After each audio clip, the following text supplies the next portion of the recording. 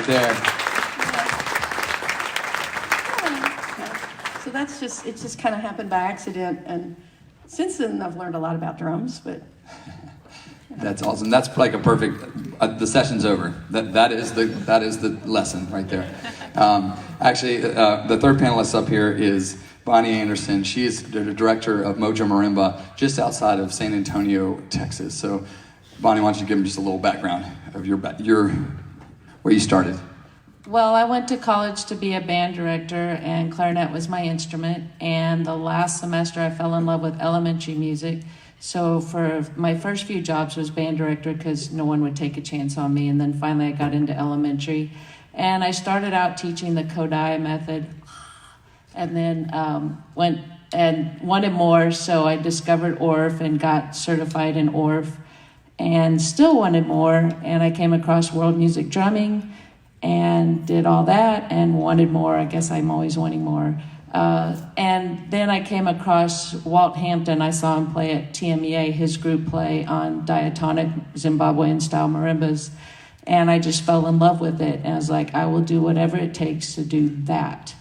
And so that was about 10 years ago when I saw that. And I started buying instruments and developing the program over 4 years. And about 5 years ago, I had a kid that didn't want to leave my program after elementary. So I started some after-school groups that are funded by my nonprofit organization. Yeah, and I started somewhat of a similar way from Bonnie. I've been teaching since 2001, general music teacher. Started doing an after-school group in 2005 with little Orff xylophones, if you're familiar with those, and metallophones and tone chimes and boom whackers and whatever we could find right in the classroom. And then in about 2012, I said, I want to do more with this, and was kind of hindered by the school. The school system said, you want to do what with how old? No, you can't do that with these kids. I'm sorry, we don't have groups like that, so we don't know what to do with you. So no, was the answer. And so I reached out to Diane, similar to how Brenda did, and said, Diane, I love what you're doing. Let me go check it out, if you don't mind. And she said, yeah, come on down to Kentucky. And I actually met Danny down there. I taught with her. It's special, Danny. And I just went back and said, hey, parents, let's take this outside of the school system, and let's start a nonprofit, and let's go, let's get it. And we had nothing. We started from that, and then we kind of went from there. And so that's kind of my background. This is now in our 7th year of being a nonprofit. I'm still a general music teacher where I teach and run the nonprofit. And we'll get into more about that seems like a really quick, easy step. How did you do all that? So we'll talk about that here.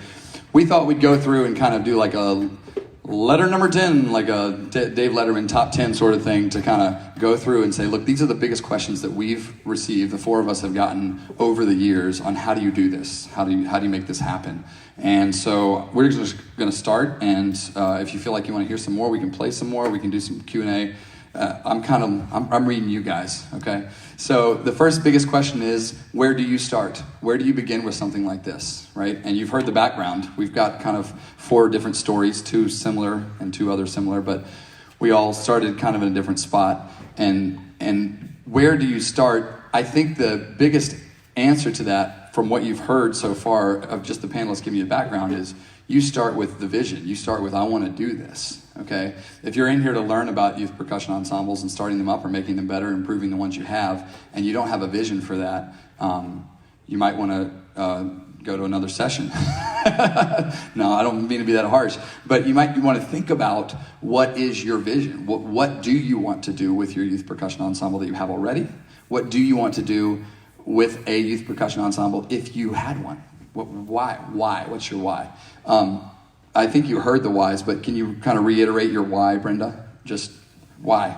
Yeah, well, for me, it was seeing emotion that I couldn't seem to find in my players. And so where I started was, I was in the school system, so I had a high school set of instruments, I had a middle school set of instruments, and we were on an educational center, so I had the middle school and high school right across the street from each other. So I had easy access to all of the instruments that we use. And if you've ever seen Diane's group, it's 4 marimbas, 2 xylophones, 2 vibes, set of bells. So it's pretty much what junior highs and high schools have.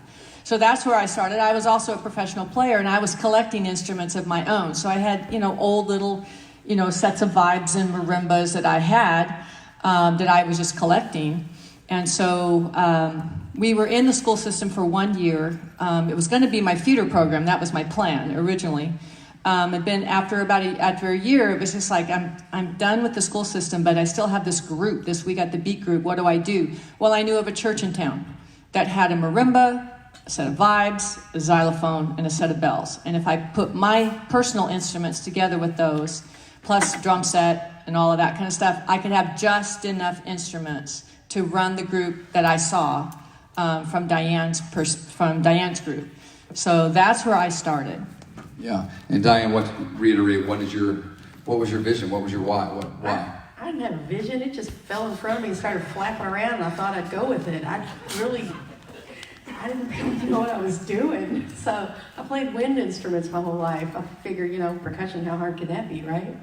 So since then, I've learned a whole lot. But we just started on the stuff I found, and we found more just scrappy stuff. And, you put the word out and tell all your friends you're looking for things. And somebody always says, I have a xylophone to donate. Okay, it's not a xylophone. It's one of those junky little bell kits. But take it, because you can make something out of it, or you can use it until you get something else. Because the goal is play music, get out in the community, people will see you, and then the instruments will come. So you just got to get out there with it. So it's like Kevin Costner, Field of Dreams. Is that what you're saying? And Bonnie, what about you? What's your why? What's your passion? Well, I think the big answer is why not, but I have a friend who does my media, and he has nothing to do with music, doesn't understand, and he would grill me all the time. He said, I see you, you're out there Saturdays after school, you're doing all this stuff, you're putting all this time and energy in it. What's in it for you? What are you getting? Why are you doing this? He used to ask me that all the time, and all I could tell him was, the kids love it. That's my why. The kids absolutely love it. Yeah.